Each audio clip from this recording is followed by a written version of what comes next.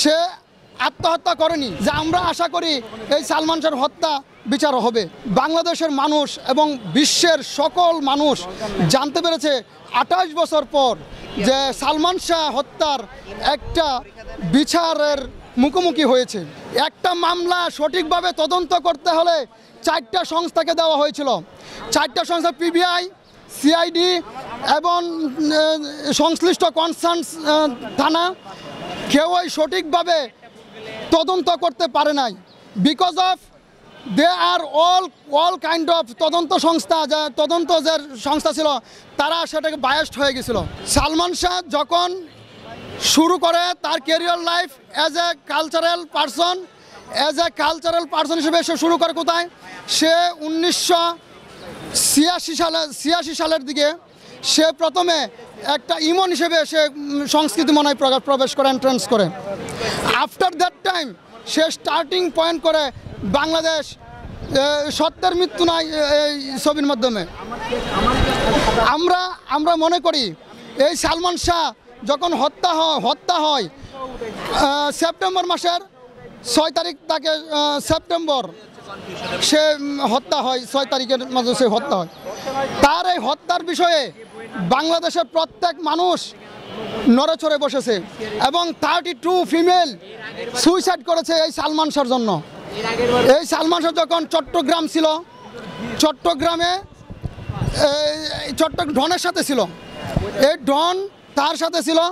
6 তারিখ যখন এই সালমান শাহ ডনকে বললো যে আপনি ঢাকায় চলে যান, তারপরে বাসের যে এই যানজটের কারণে, বাসের যে প্রটেস্টের কারণে they are not to entrance Dhaka. এই সালমান শাহ তখন এই একা থাকে চট্টগ্রামে।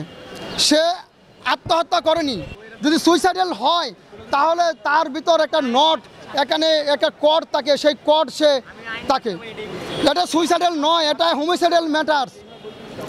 এখানে এই মামলায় 4 জন অ্যাকিউজ পিটিশনারকে করা হয়েছে। ফার্স্ট অফ তার ওয়াইফ সামিরা, সেকেন্ড হইল তাহার স্ত্রী, তাহার আজিজ মোহাম্মদ ভাই, তৃতীয় স্তরে সামিরার মা মানে সালমান শাহর শাশুড়ি, চতুর্থতে হয়েছে এই আসামি ওই মিস্টার ডন, আশরাফুল ইসলাম ডন। ডনের সাথে খুব সম্পর্ক ছিল, সে খলনায়ক রয়ে গেল। এটা আদালতের বিবেচনার বিষয়। কনসার্ন কোর্ট সেটাকে ট্রায়ালের মাধ্যমে সেটা প্রমাণ করবে। বাংলাদেশ সহ বিভিন্ন রাষ্ট্রের বড় যে আইনজীবী এবং বড় স্কলার যারা আইনের উপর যারা তথ্য দেয়, তারা সেই বিষয়টা বিবেচনায় নেবে।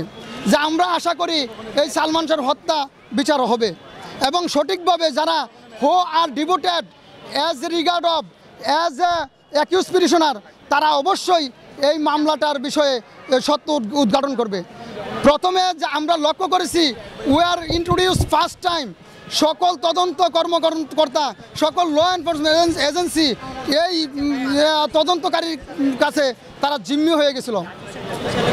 কিন্তু আমরা মনে করি at this time we are understanding and উচ্চ বাংলাদেশ কান্ট্রি অর অ্যাব্রড সবাই সচেতন, কনসিয়াসনেসভাবে ডক্টর মোহাম্মদ ইউনূস সরকারের প্রতি একটা আবেদন করেছে যে সরকার প্রমাণ করতেছে সেন্সেশনাল কেস হিসেবে সালমান শাহর কেস হিসেবে উন্মোচন করেছে। যেহেতু as regard of Bangladesh Sarkar doctor Mohammad Yunus এই মামলাটার উন্মোচন করতেছে, এই মামলাটার নজরদারি করতেছে, আমরা সকলেই expect that our country all over the Bangladesh এবং ইংল্যান্ড, আয়ারল্যান্ড অ্যান্ড আমেরিকা সবাই এটাকে দেখতেছে। তারা কি মনে করতেছে, এই দেশের জনসংখ্যা যারা আছে তারা যেন সঠিক বিচার পায় অ্যাপ্রোপ্রিয়েটলি। দেশে দেশে সবার সাথে দ্য নিউজ।